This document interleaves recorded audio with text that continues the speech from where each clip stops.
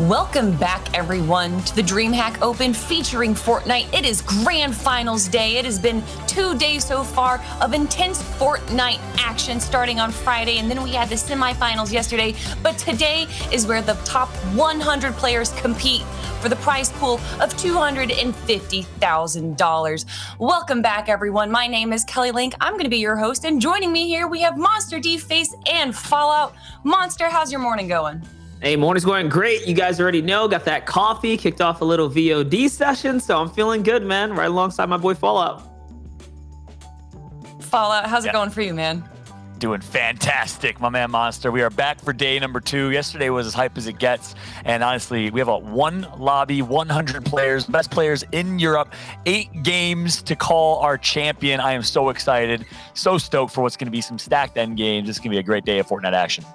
Definitely going to be a great day. I mean, it's been a great 2 days of Fortnite action already. Why would it not today be a great day of Fortnite action? And maybe you guys missed it. Maybe you were doing something else and you weren't able to watch the semifinals yesterday. Well, Bala has a recap for you.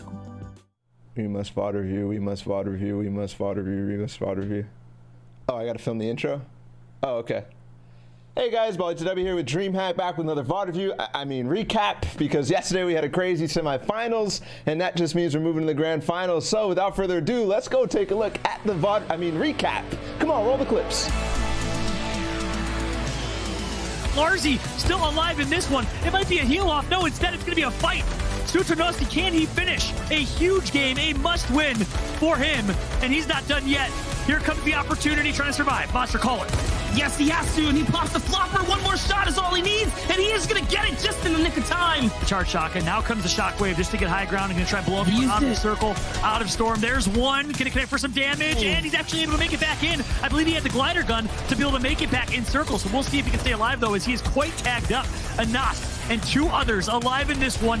He is down to 4 shockwave grenades remaining in his arsenal as Anas trying to close this out. Waze is doing a really, really good job holding on the high ground. Doesn't have a whole lot of builds, though. Only 5 total builds left. He's going to connect for 1. Looks for the second. Can he get it? No, not just yet. It's going to be Kami looking to clean up. Jason's still alive. Kami's still alive. Waze going to pick up an elimination on Kami. Get the second. That's a double for Waze, and that's going to be it. I love this. The targeting. He doesn't go in the congestion. He goes for the player who launched away, and he's now going to go RPG tack to try to finish this player off, and he's low HP.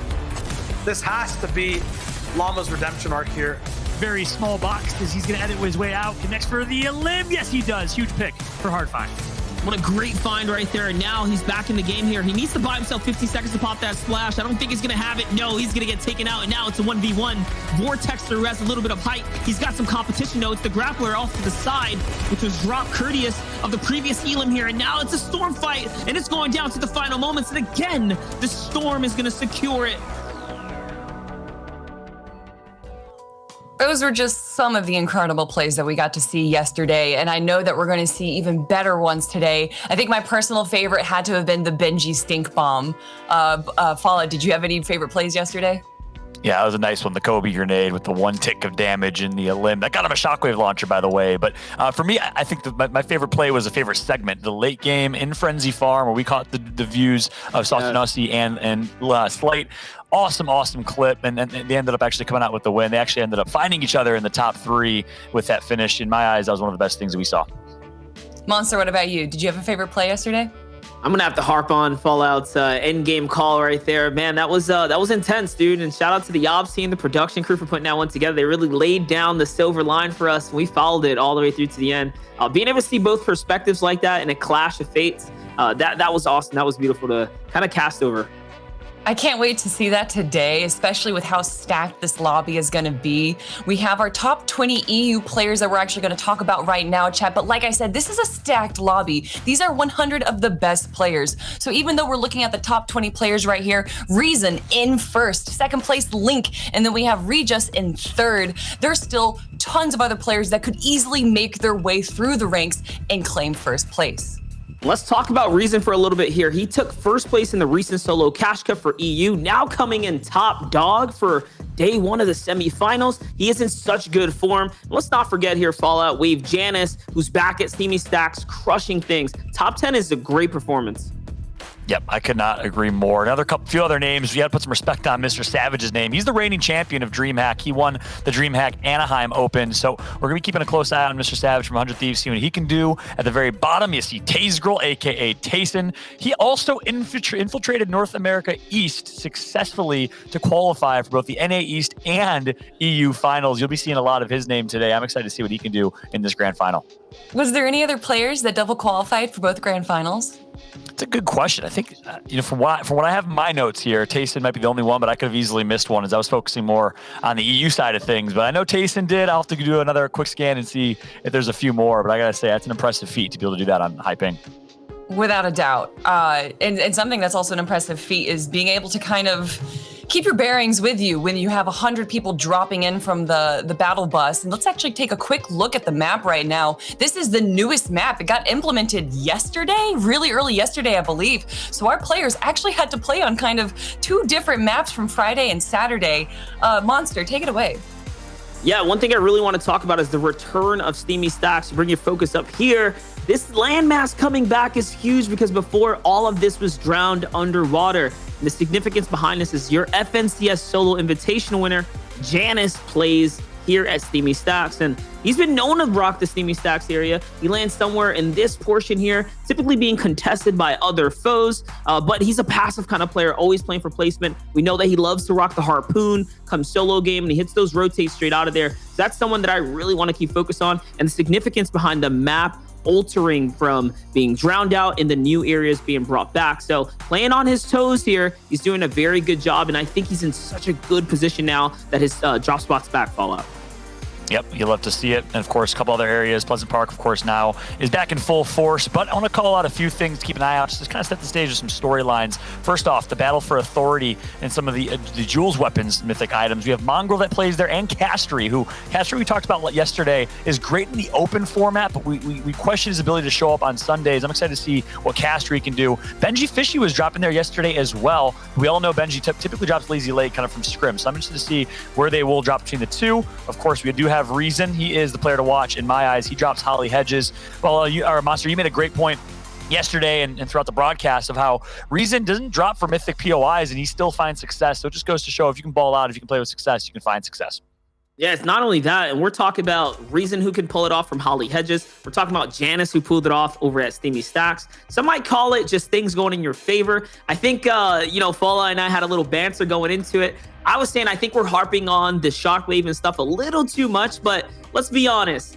Open call days and open style formats, anything can happen. When it comes down to finals, the best, maybe it is a battle of the mythic weapons. They might not be as dominant, but I have a small feeling that their skill and their form right now in the solo setting and the current loophole is going to shine today.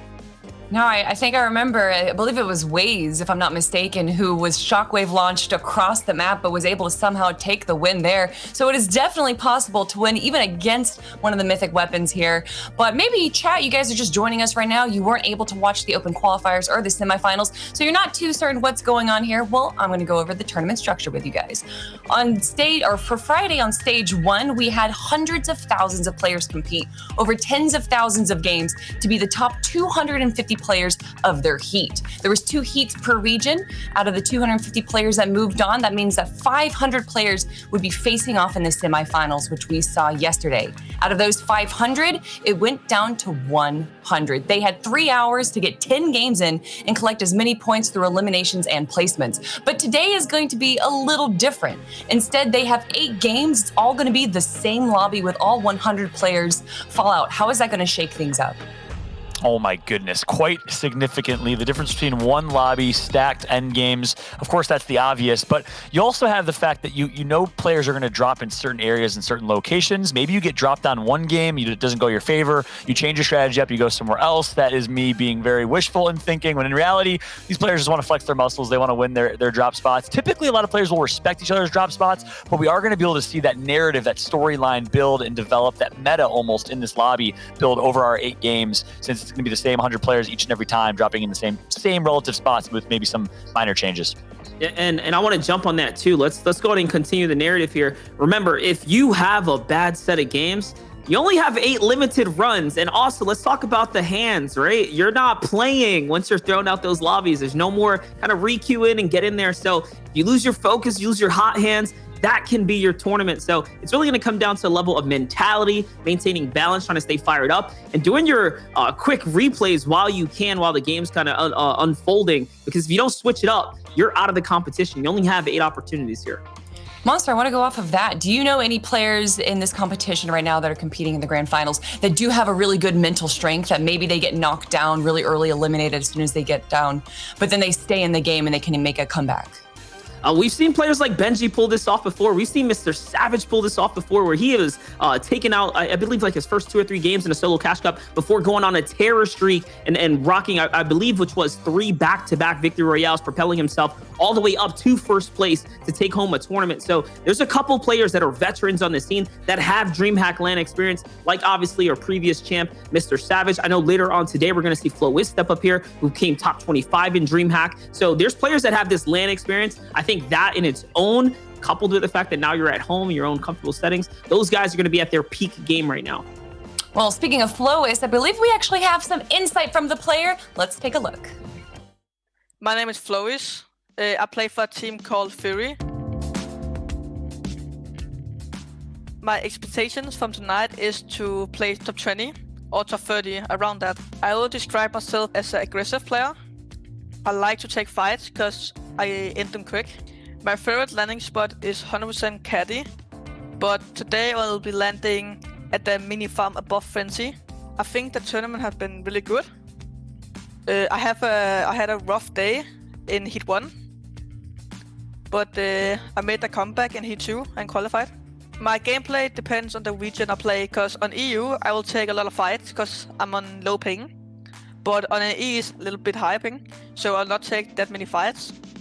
I don't really have nerfs before tournament. I don't know why, but I don't have it. Thanks for watching. I hope you're gonna enjoy the final today. It's gonna be some stacked games, and hopefully some kids will win a game, probably me. Thank you so much, Flowiz, for sharing some insight with us before you jump into the grand finals right there. And chat, I want to know who you guys want to win the EU grand finals for the DreamHack Open featuring Fortnite. So let us know in chat right now. But gonna move to you, Monster. What are your expectations and predictions jumping into game number 1? Hey, if Flowiz keeps his head in the books like that and reading who's going to take those victories, I don't know, man. It might just be him. But now let's talk about Flowiz here for a little second. He took a whole season off. We didn't see him in the trios division and the trios segment. If you look at his history in recent competitions, he was just rolling with Marcus duo after duo before, of course, his appearance in DreamHack for the last solo. But now that the solo competition's back around the corner, he's back on the scene. And to qualify for a grand finals, guys, you're talking, how do you take a whole trio segment off, but then come right back in like you never left and pop off for a solo? So I think he's going to be a scary competitor. Yeah, it's impressive. And I gotta say, the fact that he took a little bit of a hiatus, if you will, and is able to come back the way he did. Of course, he took 25th place at DreamHack Anaheim, which is a pretty impressive feat. He had 1 win yesterday in his gameplay, about 2.5 elims per game on average. So I'm excited to see how he shows up today. I think he's gonna have to have a slightly better day today than he did yesterday and the day before if he wants to finish in that top 10, top 20 as his goal. But I'm excited to see what Flowiz can do. Kelly, to answer your question, a couple other things I'm looking out for the Mr. Savage show. He is our reigning champion. You gotta put some respect on his name, as he's been playing consistent. He's been playing very, very strong. I think overall, a lot of people consider him to be a top player in the world. Definitely a top 5, top 10 player in Europe. I'm excited to see what Mr. Savage can do. We're also going to have Mongrel. We're also going to have Benji Fishy. So those big names that I'm sure are getting blown up in chat after Kelly asked what questions are here. I'm excited. I'm seeing some love for Kiku as well. And of course, Wolfies. Love it. Yep. We got Wolfies, Benji. Chat is blowing up who they want to see go forward and take the big W for the top 100 players going into the grand finals today, everyone. Last comments, Monster. I mean, I want to add to that Wolfie's hype. He's got Caddy's corner. Don't know if he's going to have it to himself this time around. So that's going to be a big question. We saw Nas giving him a lot of competition yesterday, but it isn't confirmed that they're going to stick it through. So this could go or make or break Wolfie's performance today. I know he's a fan favorite, but Caddy's corner is so hot right now. Yeah, Paula, any other last comments? that Caddy's Corner drop is going to be insane. We did see a Nas who typically drops Misty Meadows, make his way over there on the rotation. So a lot of people will drop outside of Caddy's Corner. Wolfie's usually gets it to himself if he could be as fast as he wants to be and taking out some of that AI and the boss and be able to get some of those mythic items. I think he'll be in a good spot. Kit's weapons are, in my eyes, the best pair of weapons in the game. We'll see what he can do. I'm looking forward to some stacked late games. Get ready for absolutely stacked lobby with 100 of the best players in Europe. Late games are going to be insane. I'm really excited. Fallout Monster, I know you guys are ready. I'm ready, and I'm pretty certain chat is ready. Guys, we're going to get into the first game of the Fortnite Grand Finals in just a moment. Don't go anywhere. We'll be back after this quick break.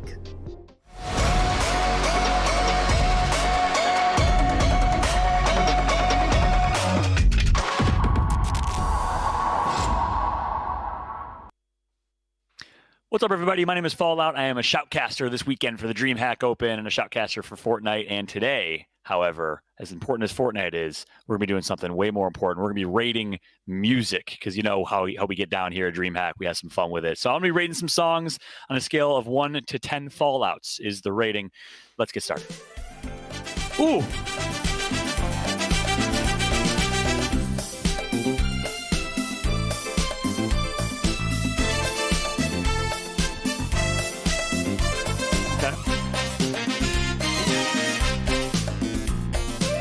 I get some very serious, like, 70s crime show vibes out of this one. If I'm at a club, I'm dancing to this. I'm dancing to this for sure. 100% dancing to this. I'm going to give that 6 Fallouts out of 10.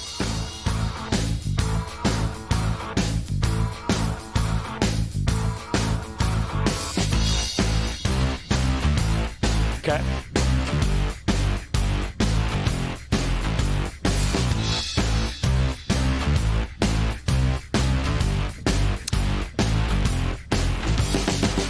This has some serious, like, garage band, you know, like someone made this on their Mac or something type of vibes to it. In comparison, especially to the other songs, I'm gonna give that 2.5 out of 10. I'm looking for like a nice EDM song with the bass drop, like my man Shio had. Where's that at? Okay, here we go. Ooh. Ooh.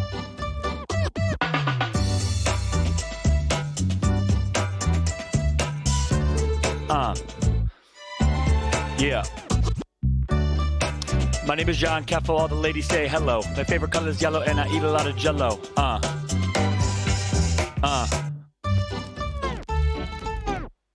It's got like a little bit of a Scandinavian, maybe an Icelandic type of fiddle to it. So I'm gonna give that a 4.5 out of 10.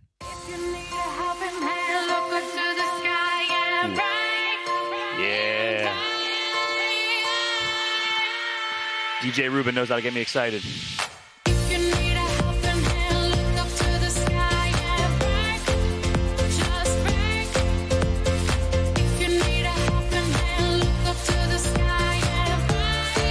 is what I'm talking about. It's summertime, 2020. I wish I was on a beach somewhere, you know, like a beach club or something. Listen to that song. I liked it. I'm a lot happier about that one. I'm going to give that one a 7.5 out of 10. 7.5 to close it out. Well, that's going to be it for me. Rating songs and giving them Fallouts. I must say that was a first. Shout out to DreamHack. Stick around for some more.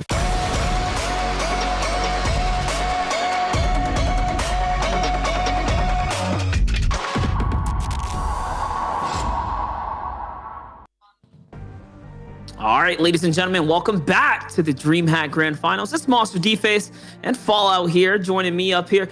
Fallout, we're covering all the action today. We have a lot riding on the line for the best of the best in the EU division, the region. There's $250,000 in the air. I want to jump right into it and start talking about these players while the games are cooking up. We have rivalries unfolding throughout the course of the Fortnite world. Let's just go ahead and start somewhere.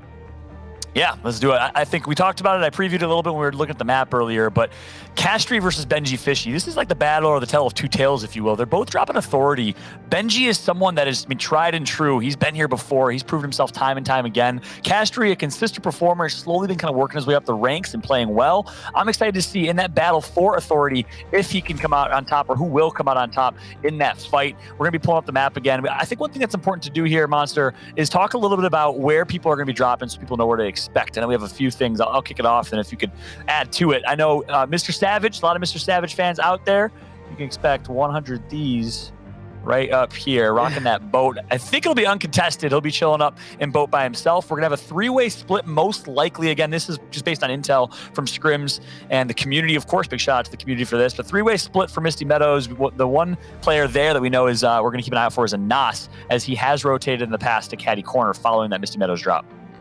Yeah, that's right. And then we talked about what's going down in Caddy's Corner. The problem with Caddy's Corner is where it's located. It's in that little ditch segment. So Wolfies is going to have a problem with everyone who's landing just on the outskirts. We see this happen consistently in NA East, right? The battle between Zayt and them pushing all the players. I mean, we saw it unfold in the Intel League Cup with if you're landing at Caddy's, you're probably going to get mashed on. So the question is, can Wolfies escape in time? And just bringing our focus back to the authority here in the center of the map of Mongrel v Castery. These are two players with a lot of competitive experience, but something to know of different differences. So Mongrel is one who has obviously a lot of reputation and respect in the community. Castery is someone who has been rising as in the scene. He's partnered up with Mago in the past, but Castery has been doing very good in the open days and then failing in the grand finals. I kind of feel like the same story's been happening with Mongrel. It's been a while since we've really seen Mongrel kind of shine as a sole individual. I think his the pressure really weighs on him to perform when it comes on to grand finals day. So would love to see Mongrel come in towards the top. We all know that he deserves it. He's got the skill to pull through with it. But if he's going against someone like Castery, who has the same kind of pressures weighing on him, this might just work in their favor. I think we're looking at two rivals who are seeing eye to eye, similar circumstances. Yep. Yeah, that's exactly right. So to tell of two tales in the authority drop between Castery and Mongrel, and then if Benji Fishy will drop authority or stay with his tried and true Lazy Lake, that's a question we're going to be looking out for, because we have been seeing Benji drop in the outskirts of authority lately. It worked decently for him. It wasn't an amazing semifinal or qualifier round for Benji, so he might change it up and go towards Lazy Lake instead, in which he'll have a one-on-one fight against Vortexers. That's another one. If they do end up splitting Lazy Lake or maybe contesting each other in Lazy Lake, something tells me they're going to 50-50 yet, as there's more than enough loot to go around. But Vortexers is a player we saw yesterday. He got a victory royale. He played very well in some of his late games, some solid, consistent finishes. Very last thing I want to speak to is Fortilla, where we have two players that are going to be dropping. It's going to be Trulex dropping just south of Fortilla, but Noah and Jury will be dropping in Fortilla, with Trulex and the islands just south typically. So expect Trulex to try and third party this, to try and make his way over to Fortilla to take the Oceans mythic items to his name. Of course, that bottomless chug and that burst AR come into handy as you're trying to make your rotations, maybe sit and storm a little bit more with the bottomless chug, obviously being maybe the lesser or the worst of all of the mythics. Yeah, let's not forget yesterday when we were looking at Reason's gameplay. Reason lands here in Holly Hedges, and he actually rotates downwards, playing dead side zone almost consistently. He never tends to go upwards, even when the zone favors his side. So there might just be a little contention right around this area, this little section right here. So for Reason, who's on his game right now, I was noticing people sleep on his mechanical skill, but yesterday he was really showing off that he can W key, he can box fight. He's willing to take some box fights in the mid game. So players like Reason are going to be dominating certain areas. As far as I know, yesterday, Reason had maybe one or two players landing Holly Hedges, but not nearly as much congestion because it's not as popular of a location as some of the others might be. So the question is, we spoke about this. Is it going to be a day of mythics, or are the mythics going to be just way too hyped, way over congested, and because of that, they're going to be the victims of their own kind of success, right, and trying to king a drop spot? That's exactly right. So that's the breakdown. We're going to get a nice split drop bust in game number one, right down the middle, diagonally, as we are getting ready and gearing up for game number one of our 8-game European Open Finals. It all comes down to this. They're part of the $250,000 prize pool, the 100 best players in Europe in solos. The first solos competition we've had a chance to enjoy in current meta as currently stands the loot pool. We're going to kick things off with Muster. That's right, and here it is. It's a nice little battle that's going to be happening on some unnamed locations. This is going to be some of your first action of the day, ladies and gentlemen. It's Jameef and Muster, who's going to be one of the first to get dropped in the season, and yes, it is. Here it is, Muster kicking things off, but not before nearly getting taken out himself. 8 HP difference is going to be what she wrote here. And remember, guys, this is the one of 8 games. There are no more retries after this. So everything matters. Every engagement is going to mean so much here. just catch a little glimpse. Chili getting taken out by Mapier. Early elims, a little bit of aggression, as about 10 people eliminated already. Chapix gets killed. Hi, Chris. That's a big one. Bad Sniper gets an elim. And I went back to the research, as Kelly asked me earlier, to kind of double, triple check. Quite a few European players did infiltrate NA East. Bad Sniper was one of them. Benji, Mongrel, Tayson.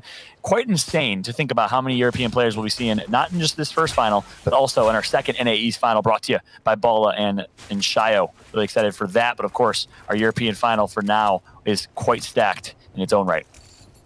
That's right. And we're hoping to see what's going on over at Caddy's Corner as well, as we follow this action for a little bit here. Here's Link. He's looking to jump down on his opponent right now. He is going to be the biggest threat for the surrounding areas nearby. Remember, the way this all kind of plays out, this dynamic, is Weather Station is usually the one with the most advantage because they have that natural high ground as far as positioning goes on the map here. Wait a second. Link working his way down right now, trying to get closer and closer to his opponent. He's got the shield advantage with the splashes to back him up, whereas the opponent down here is left out with nothing. It's straight white still. One tag is going to be all she wrote, and all he's going to need, honestly, kind of finish this up here, Fallout. I think that was his stare that he dropped. He could have gotten a shot, a little peekaboo. Instead, not able to get anything just yet, but he does have the shield advantage, as mentioned. So Link with the advantage in this box fight. We got a box fight to start things off here over by Caddy Corner. 99. Oh, huge shot. 1 HP in a dream right now for his opponent. Winner of this will be able to third party over in Caddy Corner, which I believe Wolfies has completely to himself if he's that little green arrow we're seeing on screen. Here it is. I mean, to get hit for 99, 1 HP, what are you going to do about it? I mean, he retaliates with a big 80 shot right there. Not too bad. Just a little and a bit of segment there. Link, who's popped off in the semis, picking up or racking up 29 elims. Here's Hardfind, player that we forgot was playing Authority all day yesterday, so he's looking to stick it out. And Mongrel's got some serious issues right now because Caster is also still here. So it's a three-way battle for the Authority.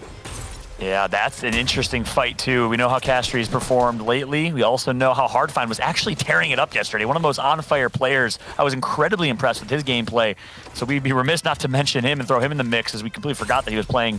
Actually, we weren't even sure if he'd continue to play Authority. Much like Benji, you did play Authority yesterday. Looks like Benji is actually going Lazy Lake. Our intel is correct. His Hardfind, full shield, full health, will actually not push this fight. All three players should be able to just make their way out of Authority untouched for now, at least. Unless Castry there got you blended. guys have it. Castry. Yeah, no, I saw Castry. I think he might have been the one who got the successful grappler loot and probably pulled on out of there. As you can see, that shark just to the north. Yeah, shark just to the north is getting taken out. So the loot, I mean, most people land here obviously for center map and the mythic loot, but to not have anything, Mongrel is in a world of trouble here. A gray charge shotgun and a pistol. Yeah, this is not the way you want to kick off your grand finals there. Yikes. Hey, if anyone can bounce out of this and find a way to stay alive, it is going to be Mongrel. There's still a lot of loot to go around, I would think. We're a little late into the early game now.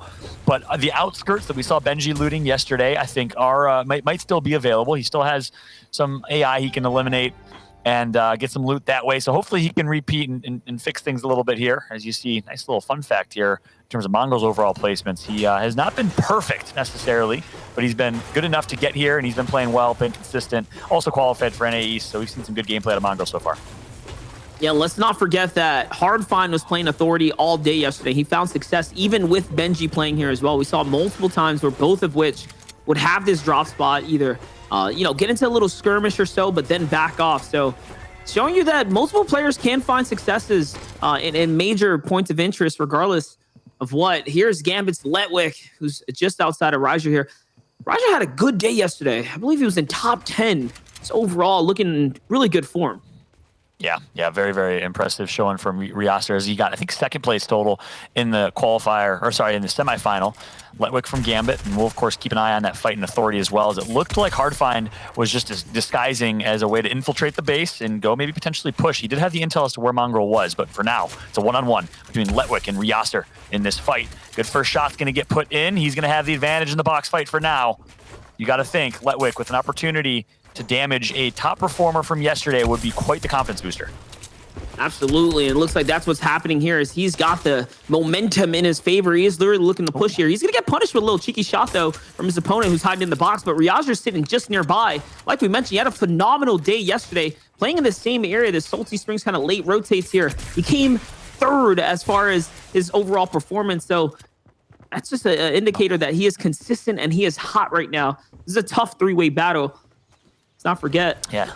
Letwick is on Gambit Esports, like we mentioned, and we know his fellow teammates are in this competition as well. But no, he's going to be the one who is going to come out successful. So Raja just gets out just in time. Yeah. Letwick does win the battle there.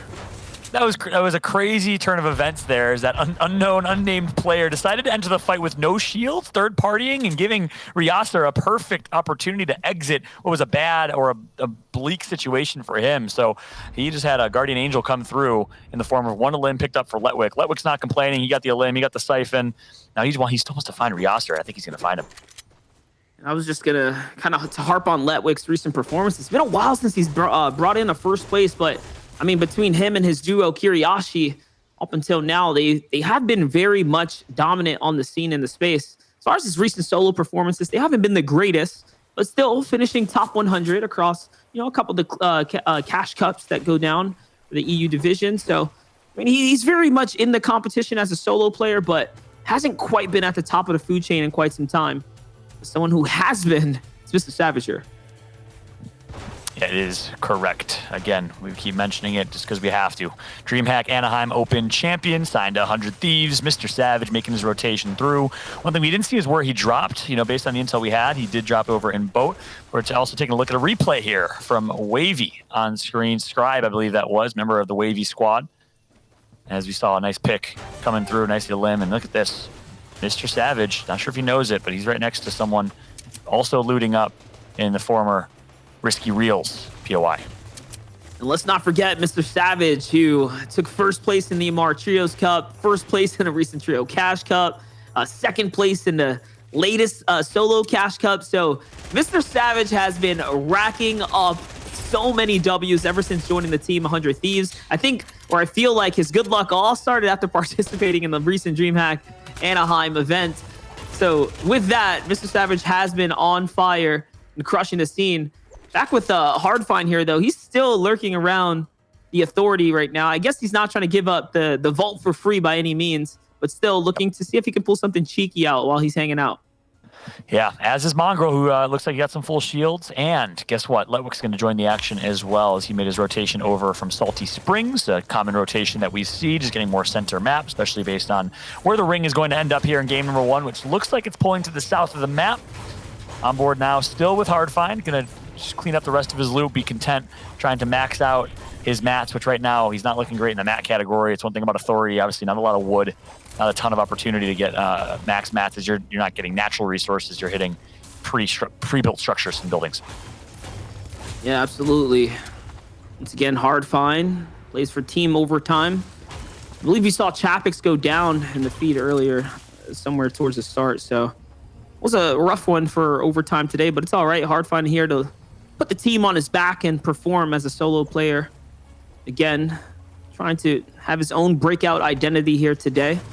Yesterday, his biggest issue was Benji Fishy, and now today he's got new problems. Mongrel just kind of hounding the location, not even trying to give it away for free, but hey, they stick around here for so long, you're seeing the backfiring of what can happen. The loot cap just not looking too good for any of the two there. Here's Teak, someone who's been raising as a solo player, and now you're seeing why. Big snipes here. He's looking to shut down this player that he's getting into an engagement with. Nice little high ground, perch over here. Pretty standard. He's going to tuck a grenade inside the box. That's going to open things up and quickly start to burn that opponent's material there, who is building out of brick. So fully committed here. It's not looking too good for him now, though, Fallout, as he is back against the wall. It's a fair game as far as the HP goes. Yeah, that's exactly right. He did get the first snipe, and he thought he'd be sitting pretty in this fight as a result of that. But as looks like some minis, and just like that, back to 150 total HP for both. Teak, quick FYI for those that maybe missed the action Friday, Saturday, got 250th place in Heat 2, I believe. So barely snuck by, barely is here, and then of course followed that up with a great performance, a much better performance, getting 38th place yesterday in our round of 500 qualifiers, as you see on the bottom left of your screen, with 13 elims. So which Teak is going to show up today is the big question, as we are currently seeing if he's going to continue to approach this 1v1, this opportunity for an elim, or if he decides to just play the rotation instead, which he needs to do. It's so crazy to see the hot hands or the cold hands come out of the players, right? 250 from a Heat 2, which means that he failed his Heat 1 qualifier, but then pulls through the Heat 2. But hey, today he's on fire. We're seeing the good Teak, the hot hand Teak come out as he hits the major snipe right there. And that's going to be a beautiful come up for him as far as the resource goes and everything else is going to be able to collect here. Let's see what the spoils of war are going to be. Be an upgrade in the AR class. And plenty of maps to take on the road here. Bad Sniper, someone we get a lot of coverage yesterday. Was having a phenomenal day, making all sorts of end games as well. Here he is. Yep. Pretty good loadout. I was gonna say pretty good loadout, but the medium bullets not too good. Yeah, that's true. He'll look to try and get in a limb or two if he can to level up a bit. Great shot from Teak. That was a headshot mid-air, by the way. He is now 2 for 2, 100% accuracy from what we've seen with that sniper. But now it's gonna be Bad Sniper getting. Oh my God. Speaking of snipers, getting himself in a bit of a withdrawal here between these two players. Bad Sniper against another unknown name player on our screen. He currently has high ground and the advantage, and he's going to take it. Well-placed shots coming through from Bad Sniper. He's looking to jump into this box right now. Good little cone control there, trying to see if he can trap his opponent in there and take control of the situation. He is going to grab the wall, though, and the double follow-up here. The tack attack wins as he manages to find his second elimination of the tournament so far. Quite a strong start here. Grand finals. Ladies and gents, these elims mean so much more. Now look, remember, he was already carrying the floppers and the extra fish. Now he's continued to do so here. Hardfind sneaking up on Letwick, though, from behind here. He's going to get nice and close and he can hit every single shot. And being how close he is, he continue the box fight here. Yes, the crash pad into the box. So good, so clean. And now Letwick is sent back to the lobby. Wow, big pickup from Hardfind on the Russian and Letwick. Meanwhile, Bad Sniper got a limb as we saw on screen. Hardfind, though, going to be stormtrooping just a little bit, making his way over. Should be just fine as Lazy Lake is absolutely contested right now. Everyone's kind of centralized around this POI on their rotation through. I mentioned a southern ring. It's getting more and more southern as we're drawing to the southeast side of the map. That's right. You have 67 players remaining. Just take a look at the congestion that's building up to the western portion right here. Wait a second. Andretta, who does have Link just nearby. Down on the left, you see Reason with a little replay right there. His second elim already happening over by the Wailing Woods portion. Again, that water revealing itself. I told you guys, he's going to rotate there every single time, and he will take a fight. Just yesterday, I had the pleasure of reviewing some of his success. Had to know why and how. And it's just the same types of rotates that he tends to make. And he's aggressive come those mid-game engagements. But someone who's being aggressive now is getting punished is Andretta, who's now forced to start burning material if he doesn't want to get taken out. And he is going to be the victim to the fire range there. It's Haijo who takes that one out. Yeah, good pick up from Haijo. Unfortunate for Andretta. Sometimes you just become the unfortunate victim and get lasered by quite a few players, especially if you're making that rotation late. You're an easy target. Someone's going to try and pick up that easy KP. Can't blame them. As now, Mr. Savage still looting up. He is finding himself a nice natural house PO within Lazy Lake set up to try and box in. Going to get some good loot, which he still needs quite badly. So in a good spot right now is Mr. Savage with some great loot to his name. A lot of shields. Sniper still in the late game, so you'll see him probably, if he has an opportunity to upgrade or change weapons, you'll see him drop that sniper first in that inventory for more heals. Absolutely. And you can see here, even the harpoon, he wants to keep that as well. Yes, considering how low his material count is right now. Might just be the clutch factor to bounce it back in the game. And lucky for him that the zone is even ending here on a POI that he can actually refarm. Seemingly seems to be struggling right now in the resource department, hence all the farming.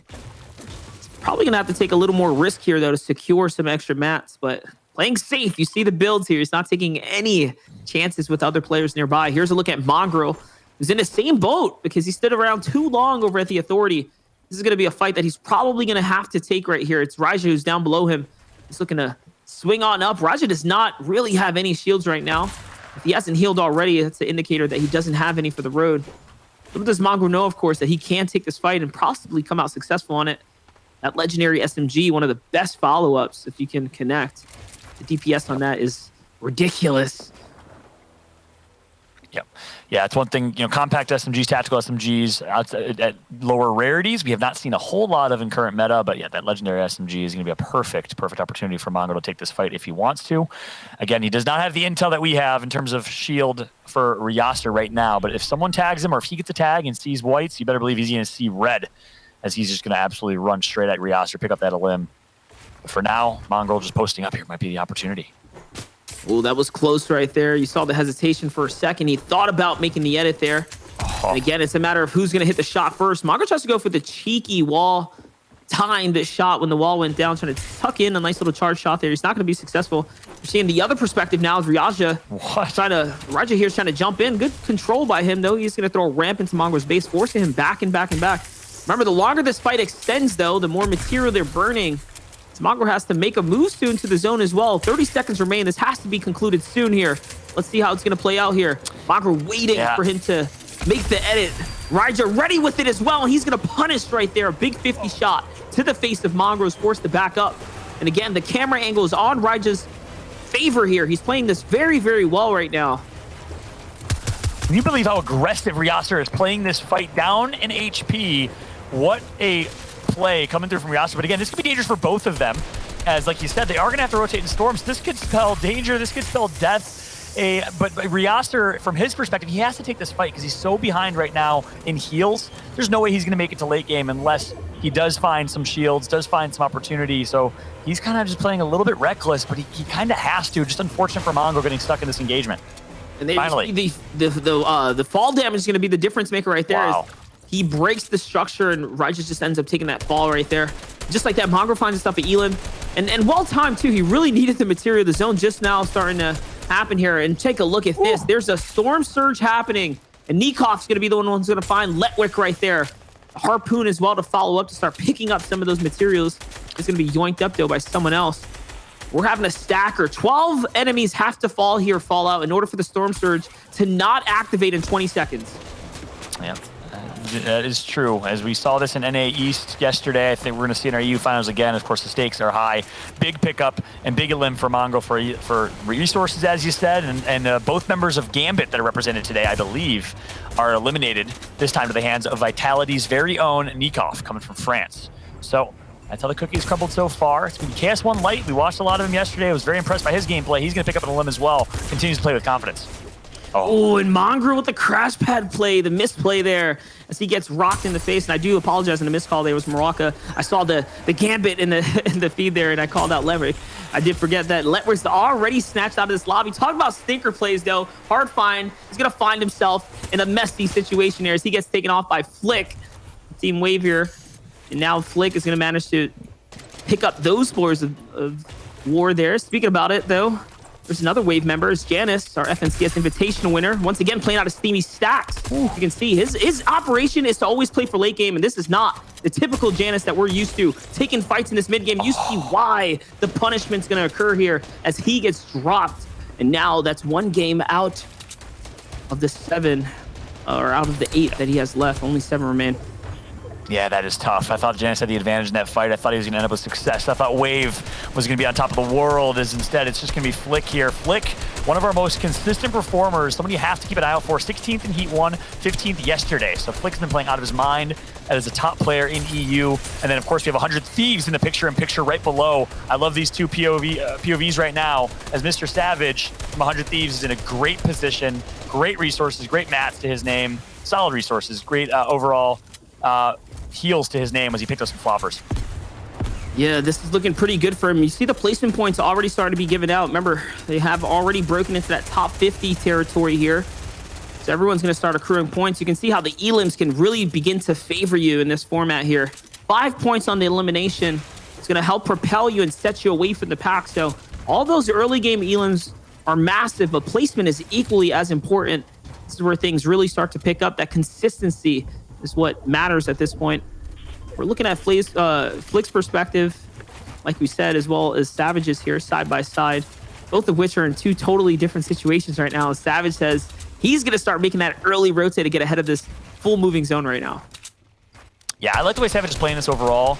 he's playing very, very cautious, very wise, picking his fights wisely. Right there recognizing, hey, there's no downfall of me taking 3 shots right now, as he has a right-hand advantage. He has good positioning. He's been rotating early. Mr. Savage is playing very, very cautious, but very, very smart. Textbook Fortnite if you're trying to play for placement, if you're trying to play for consistency over time.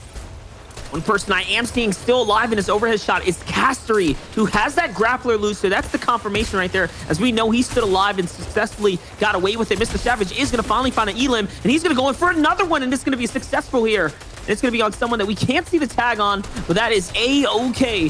Someone who we haven't seen just yet as well is Benji. So we don't know if Benji's still alive in the game, or if the feeds is just not picking him up, but that's something we're gonna have to keep an eye on. Big names are still alive though here. Fallout, we have Reason, we have Tayson still in this game right now, and Tayson's on height coming into the first full-on moving zone here, and it's looking very good for Tayson right now. Yeah, this is an absolutely stacked late game, both in terms of numbers and also in terms of names. If all the names you just kind of called out, Anas still alive as he drops the Meadows most likely. On board with Mr. Savage and Sebi on screens. Oh, great RPG going to come through from Mr. Savage. I love that he's playing mid-ground right now because he can rain on the parade of anyone above him with those RPGs. Maybe get some fall damage eliminations. Wise plays coming through, but let's hop on board with Sebi. Sebi has the Caddy's Corner loot. You can see the mythical Shockwave launcher right there in the inventory. So this end game could very well be his. He will be the destructive factor. It's Caddy time, honestly, here. And we'll see what's going to happen, though. Sebi putting that big pressure down right now, trying to see what he can find. I see Wakey still alive up there, and Sebi's going to find his 3rd elimination in the tournament already. Here comes the Shockwave launcher right into the next zone here, honestly propelling himself forwards and allowing him to find himself into the safety. We talk about Wakey's perspective. Wakey is on fire right now. Already this 4th elimination being chained in, and the points are racking up right now, but it's not without any negative effect though, because someone's jumping into this box. It's the Nas right here who sees him and takes him out. So bye-bye Wakey, but 4 elims is still pretty good. And of course, Sebi's on height with the Shockwave. Yeah, before he got eliminated, he took out Teak and Reason. So big, high-profile elims that he got. Sebi with high ground, with the Shockwave. So many people in this lobby, you're going to see that Shockwave be used a lot earlier than we saw it yesterday, because you're going to need it as kind of that get-out-of-jail-free card, or that opportunity to stay alive. Oh, no way. Life. If you don't use it, you lose it. But looks like Sebi's actually going to be getting pushed, but no way. Shockwave launcher is going to come through. I was also just taking a look at Bad Sniper, who was in the zone and finds a stack of crash pads to keep himself alive. So Bad Sniper pads his way out of the zone. This is an absolutely stacked endgame. We're moving into the final zones here shortly, and we still have so many players alive. 8 players still in the game right now. Snazzy up. Bad Sniper still fighting for his life here. 90 materials, 40 materials left. And Sebi, of course, is on high here, but it's Bad Sniper. I'm keeping the focus. Who is going to be able to pick up all these elims? There's so many points on the board right now. It's a matter of jumping in there and securing it. 6 players now here. Fallout. He walks into it. Bad Sniper wants a piece. He's going to find 1 and maybe the 2nd here. Not too sure. The bully through the wall. Yes, he confirms it. Bad Sniper finds 2 more now and just enough mats. It's Sebi, Snazzy, and Bad Sniper Fallout. It all comes down to this. 2 rockets in Sebi's Shockwave launcher. That's why he's been using them sparingly. However, he wants to get into the action. He recognizes, hey, I still have one of these Shockwave grenades if I want to get out of here. But he's going to connect. Doesn't even need the Shockwave. He's going to connect with the shotgun shot instead. A 1-1 for the win, and there you have it. Sebi will take game number 1 of our European final with a elimination over Snazy. Massive plays, well played from Sebi, and he gets a Victory Royale to boot. Hits all the flick shots that matter there, and Sebi is going to be your Victory Royale winner. And with that, guys, we're going to throw to a short break. When we return, we'll be able to break down all of the action. So don't go anywhere. Stay tuned.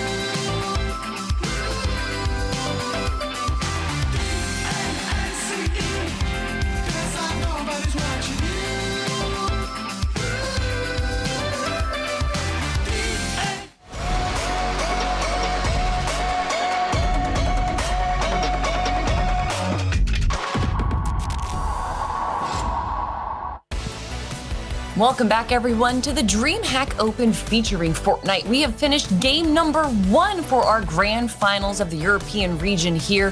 100 players competing for the $250,000 prize pool. Joining me, of course, I have Monster D, Face, and Fallout. Fallout, that last game, what are your thoughts? Crazy finish. Of course, we see the mythics come through and the shockwave launcher kind of reign supreme. However, it wasn't the way that we're used to seeing it. Honestly, those last 2 elims, Sebi didn't have to use the shockwave launcher. He did it the old-fashioned way. 2 shotgun elims to the face, picks up the victory royale and a strong finish here. I like the rotations. I liked a lot of our early game fights. Action from start to finish. I really enjoyed it.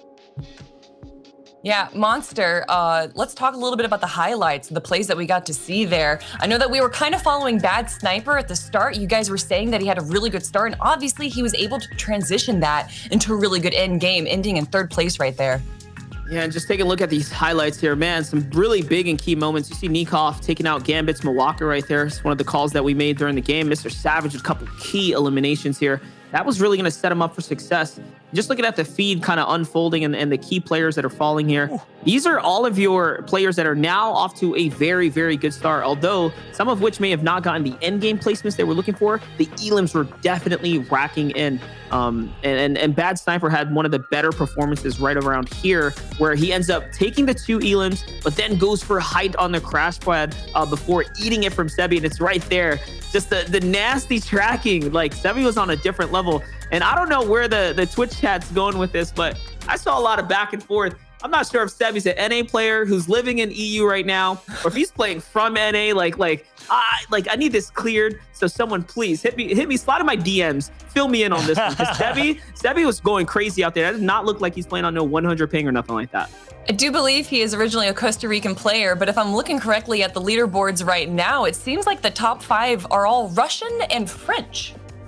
So let's actually... Unbelievable. I was just going to say, the French community, they are insane at Fortnite. They come out strong every single competition. And you know, when they're here crushing it, their fans are happy. Insane. Confirmation, he is a Costa Rican player of Costa Rican descent. Used to play in NA East. However, he is currently playing in Europe, moved to Europe.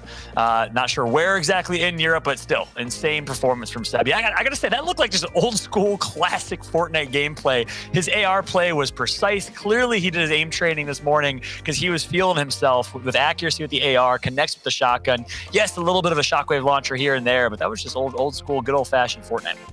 Yeah, Monster, run me through the end of the game there, where we had the last 5 players. Definitely Sebi, who had the height the entire game, seemed to give him favor. Yeah, Sebi was actually running that low ground for quite some time there, approaching that top 20. But once it was zone 7 and things were starting to tighten up, we saw him use, that shockwave launcher. I'm not sure if he picked it up after a key impact elimination. Like we said, we're not too sure where he's landing. I'm assuming Wolfie's was probably the one that was carrying it, or someone carried it into the late game and he picked it up off of a nice impact elimination, because by the time he was using it, it only had a few shots left and he was hunting his way towards height. He took it and he never looked back. But more importantly, it was Bad Sniper who had the most intense run. When we tuned in with his perspective, he was in the storm, nearly taken out, playing for floppers, and then comes across a body in the storm which had the crash pads, which then compounded into him reaching top 3 and finding a multitude of eliminations. So I'm sure if any of you guys want to watch an intense run through of it, watch it from Bad Sniper's perspective, because his story in that game was ridiculous.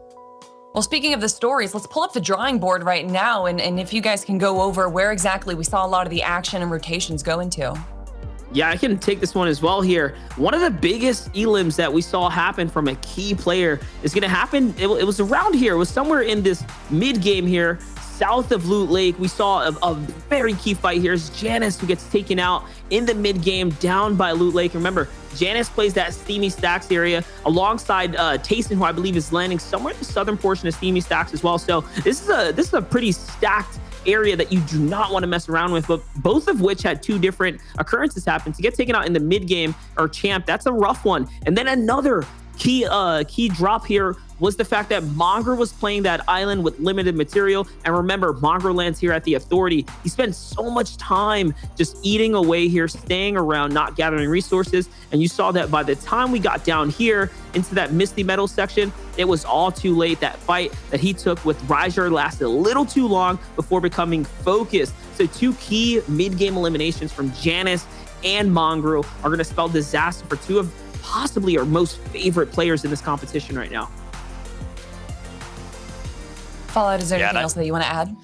Yeah, I think Monster hit the nail on the head. A few other things we saw early was a fight over Salty Springs with a third party that came somewhere from the west. We do know that Reason drops Holly Hedges. It was not Reason, as I think he made a more direct rotation straight through. And the other thing we saw to keep an eye out for was from Salty Springs, we saw the game member actually rotate to Authority. That could cause for some interesting mid to late game Authority fights in games 2 through 8. So keep an eye out for that if we see continued third parties coming through west to east, of course, based on where the circle is rotating. And that's what I was talking about when we talk about that Reason, right? Reason rotates downwards this way, and he's always going to be looking for a fight in this area. So if you're landing Fortill, if you're landing Rickety Rig, Reason's going to be the player that you're going to come across. Now, we don't know where Reason fell in that last game. Hopefully the leaderboards will give us a nice indication of the placements and where they kind of ultimately ended up. But for him to be finding his early game frags, this is what he does. He's always going to kick games off with one, dropping whoever goes to Holly Hedges, because he already had an Elim come that mid-game fight. And then he's going to take out someone towards the Wailing. He's always going to be looking for a fight there as well.